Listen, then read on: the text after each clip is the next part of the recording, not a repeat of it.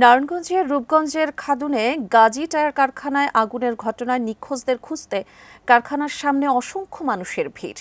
আগুনের কারণ জানতে কমিটি গঠিত হলেও এখনও কাজ শুরু করেনি তারা। ঘটনাস্থল থেকে আরও বিস্তারিত জানাচ্ছেন আমাদের সহকর্মী রবিউল ইসলাম রবি।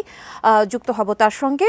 রবি, আপনি তো সেখানে রয়েছেন, কতজন নিখোঁজ রয়েছেন সেই তালিকা কি করা হয়েছে কিনা, এবং এই যে কমিটি গঠন করা হয়েছে এই কমিটি কখন নাগাদ কাজ শুরু করতে পারে, একটু বিস্তারিত জানাবেন। ধন্যবাদ মুন্নি। আমি এই মুহূর্তে আছি যে গাজী টায়ারের যে ফ্যাক্টরিতে আগুন লেগেছিল, মোটামুটি 25 তারিখ থেকে এই আগুন লাগার ঘটনাটি ঘটে।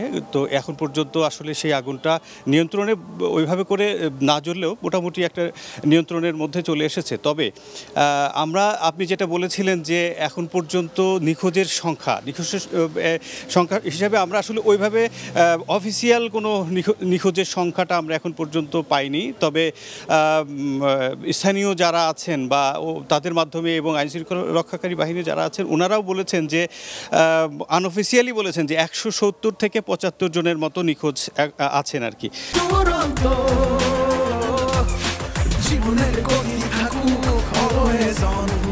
তো এর মধ্যে থেকে আজকে আমরা যখন ফ্যাক্টরিতে আসি তখন তদন্ত, অর্থাৎ এই মৃতের যে অবস্থা এবং ক্ষয়ক্ষতির বিষয় নিয়ে একটি তদন্ত কমিটি গঠন করা হয়েছে। সেই তদন্ত কমিটির প্রধান হামিদুর রহমান, উনি নারায়ণগঞ্জ জেলা ম্যাজিস্ট্রেট, এবং উনি এসেছিলেন। উনি সাংবাদিকদেরকে যেটা জানিয়েছেন যে আজকে তদন্ত কমিটির কাজ শুরু হয়েছে, তবে হতাহত বা মৃতের যেই সংখ্যাটা ওনারা এখন পর্যন্ত কাউকে জানাতে পারেনি, বা মৃতদেহ উদ্ধারের বিষয়টা ওনারা নিশ্চিত করে বলতে পারেননি। এবং ওনারা এটা বলেছেন যে এই যে মৃতদেহ শনাক্ত বা মৃতদেহ উদ্ধারের কার্যক্রমটা ওনারা মানে সহসায়, অর্থাৎ এখনই সেটাকে মানে করতে পারছেন না আর কি, শুরু করতে পারছেন না। আরেকটা বিষয় ওনারা বলেছেন যে যদি কোনো মানুষের বা কোনো আগুনের মধ্যে কোনো কেউ যদি দগ্ধ হয়, সেক্ষেত্রে 3 থেকে 4 ঘন্টার মধ্যেই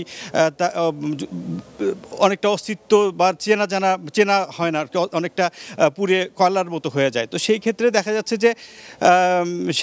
যে অনেক দিন হয়ে গেছে, টানা 3 দিন যাবৎ এই আগুন জ্বলছে, এবং এর মধ্যে আসলে কতটুকু যে শনাক্ত করা যাবে বা লাশ কতটুকু বের করা যেতে পারে, তো সেই ক্ষেত্রে আসলে ওনাদের মধ্যে